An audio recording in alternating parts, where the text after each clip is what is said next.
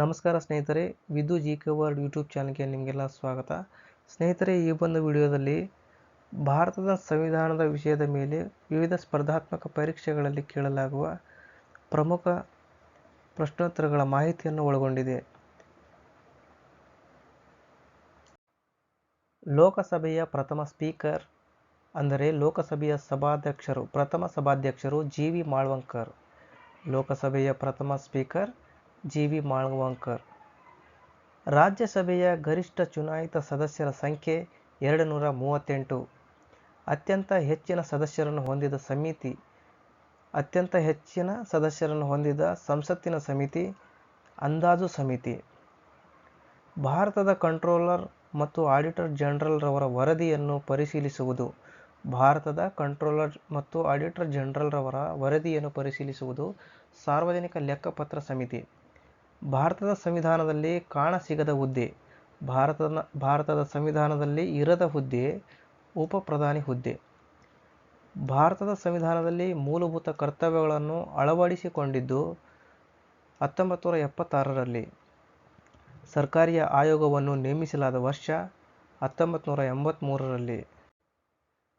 ಸಂವಿಧಾನ ರಚನಾ ಸಭೆಯ ಪ್ರಥಮ ಅಧ್ಯಕ್ಷರು ಡಾ. ರಾಜೇಂದ್ರ ಪ್ರಸಾದ್. ಪಂಚಾಯತ್ ರಾಜ್ ಸ್ಥಾಪಿತವಾದ ವರ್ಷ 1952.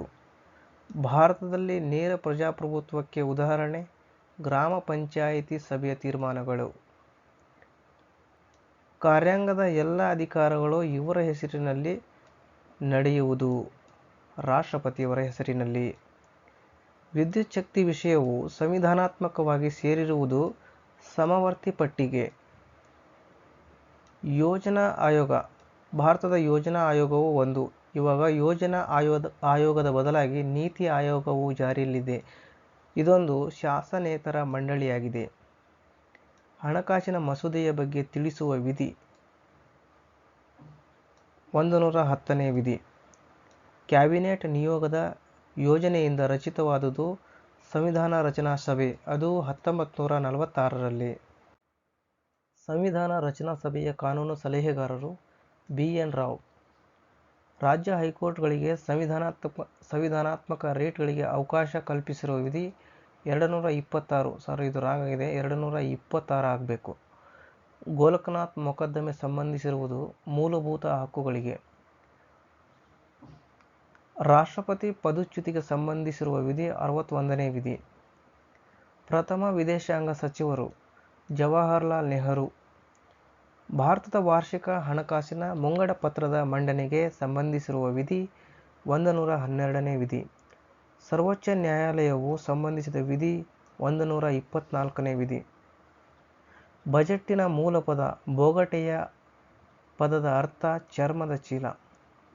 ಬಜೆಟ್ನ ಮೂಲಪದ ಬೋಗಟೆ, ಪದದ ಅರ್ಥ ಚರ್ಮದ ಚೀಲ. ಭಾರತದಲ್ಲಿ ಪ್ರಥಮ ಮುನ್ಸಿಪಲ್ ಕಾರ್ಪೊರೇಷನ್ ಪ್ರಾರಂಭವಾಗಿದ್ದು ಮದ್ರಾಸ್ನಲ್ಲಿ 1687ರಲ್ಲಿ. ಜನಗಣತಿಯು ಸಂಬಂಧಿಸಿರುವುದು ಕೇಂದ್ರ ಪಟ್ಟಿಗೆ.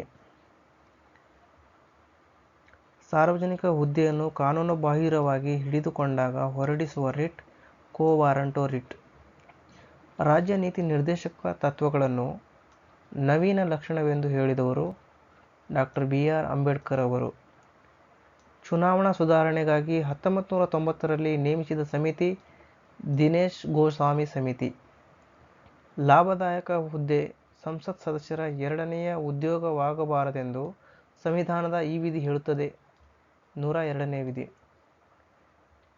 ಸ್ವಂತ ಉಚ್ಚ ನ್ಯಾಯಾಲಯಗಳನ್ನು ಹೊಂದಿರುವ ಕೇಂದ್ರಾಡಳಿತ ಪ್ರದೇಶಗಳು ದೆಹಲಿ ಮತ್ತು ಚಂಡೀಗಢ.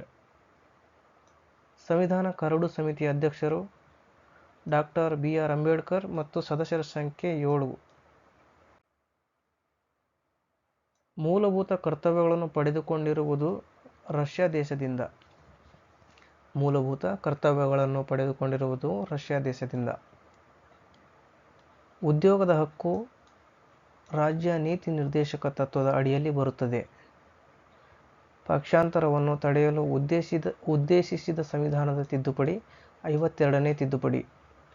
ವಲಯ ಮಂಡಳಿಯ ಚೇರ್ಮನ್ ರನ್ನು ನೇಮಿಸುವವರು ಕೇಂದ್ರ ಗೃಹ ಮಂತ್ರಿಗಳು. ವಲಯ ಮಂಡಳಿಯ ಚೇರ್ಮನ್ರನ್ನು ನೇಮಿಸುವವರು ಕೇಂದ್ರ ಗೃಹ ಮಂತ್ರಿಗಳು. ಪ್ರಸ್ತುತ ಭಾರತದಲ್ಲಿರುವ ವಲಯ ಮಂಡಳಿಗಳ ಸಂಖ್ಯೆ 6. ಕಾನೂನಿನ ಉಲ್ಲಂಘನೆ ಮಾಡಿದ ವ್ಯಕ್ತಿಯನ್ನು ಶಿಕ್ಷಿಸುವುದರ ಬಗ್ಗೆ ಈ ವಿಧಿ ಹೇಳುತ್ತದೆ. ಸಂವಿಧಾನದ 20ನೇ ವಿಧಿ. ತಾವು ಮಾಡಬೇಕಾದ ಕರ್ತವ್ಯಗಳ ಕುರಿತು ಕೋರ್ಟ್ ಈ ಮೂಲಕ ಹೇಳುತ್ತದೆ, ಮ್ಯಾಂಡಮಸ್ ಮೂಲಕ ಹೇಳುತ್ತದೆ. ಈ ರೀಟ್ ಜಾರಿ ಮಾಡುವಾಗ ಕೆಳ ನ್ಯಾಯಾಲಯವು ತಾವು ವಿಚಾರಣೆ ಮಾಡುತ್ತಿರುವ ಕೆಲಸವನ್ನು ನಿಲ್ಲಿಸುವುದು. ಈ ರೀಟನ್ನು ಜಾರಿ ಮಾಡಿದಾಗ ಕೆಳ ನ್ಯಾಯಾಲಯ ತಾವು ವಿಚಾರಣೆ ಮಾಡುತ್ತಿರುವ ಕೇಸನ್ನು ನಿಲ್ಲಿಸುವುದು. ಪ್ರೊಹಿಬಿಷನ್ ರೀಟ್ ಹೊರಡಿಸಿದಾಗ ಮೂಲಭೂತ ಕರ್ತವ್ಯಗಳನ್ನು ಸಂವಿಧಾನದಲ್ಲಿ ಸೇರಿಸಬೇಕೆಂದು ಸ್ವರ್ಣ ಸಿಂಗ್ ಸಮಿತಿಯು ಹೇಳಿದೆ. ಭಾರತದ ಒಕ್ಕೂಟವು ಈ ದೇಶವನ್ನು ಹೋಲುತ್ತದೆ. ಕೆನಡಾ ದೇಶ. ಪಕ್ಷಾಂತರ ನಿಷೇಧ ಕಾಯ್ದೆ ಜಾರಿ ಮಾಡುವವರು ಸಭಾಧ್ಯಕ್ಷರು, ಲೋಕಸಭಾ ಸಭಾಧ್ಯಕ್ಷರು ಅಥವಾ ಸ್ಪೀಕರ್. ರಾಜ್ಯಸಭೆಯ ಮೊದಲ ವಿರೋಧ ಪಕ್ಷದ ನಾಯಕರು ಕಮಲಾಪತಿ ತ್ರಿಪಾಠಿ. ವಿರೋಧ ಪಕ್ಷದಿಂದ ಆಡಳಿತ ಪಕ್ಷಕ್ಕೆ ಬದಲಾಗುವುದನ್ನು ಫ್ಲೋರ್ ಕ್ರಾಸಿಂಗ್ ಎನ್ನುವರು. ಪ್ರಸ್ತಾವನೆಯು ತಿದ್ದುಪಡಿ ಮಾಡಲ್ಪಟ್ಟಿದ್ದು ಕೇವಲ 1 ಬಾರಿ ಮಾತ್ರ. ಭಾರತ ಸಂವಿಧಾನದ ಪ್ರಸ್ತಾವನೆಯನ್ನು ತಿದ್ದುಪಡಿ ಮಾಡಿದ್ದು 1 ಬಾರಿ ಮಾತ್ರ. ಆಂತರಿಕ ಗಲಭೆಯ ಆಧಾರದ ಮೇಲೆ ರಾಷ್ಟ್ರಪತಿಗಳು ಮೊದಲ ಬಾರಿ ತುರ್ತು ಪರಿಸ್ಥಿತಿಯನ್ನು ಘೋಷಣೆ ಮಾಡಿದ್ದು 1975ರಲ್ಲಿ.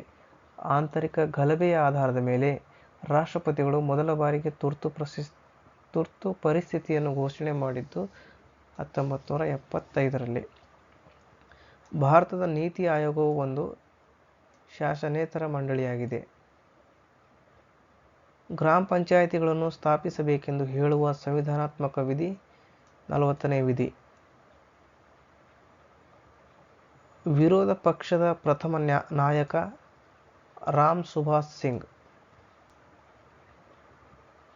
ಲೋಕಸಭೆಯಲ್ಲಿ ಹಿಂದುಳಿದ ಪರಿಶಿಷ್ಟ ಜಾತಿ ಮತ್ತು ಪರಿಶಿಷ್ಟ ಪಂಗಡದವರಿಗೆ ಮೀಸಲಾತಿ ಬಗ್ಗೆ ತಿಳಿಸುವ ವಿಧಿ 330ನೇ ವಿಧಿ.